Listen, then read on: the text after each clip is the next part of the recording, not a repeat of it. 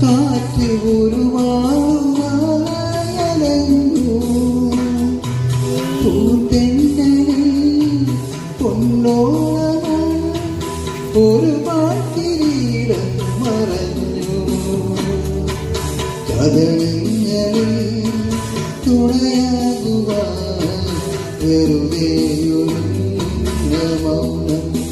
എങ്ങോ ഉള്ളോ കുടം പോലെ കണ്ണീർ പൂവിൻ്റെ കവിളിൽ കലൂടി ഈണം മുഴങ്ങും പഴം പാട്ട് മറുവാക്കു കേൾക്കാൻ കാത്തു നിൽക്കാതെ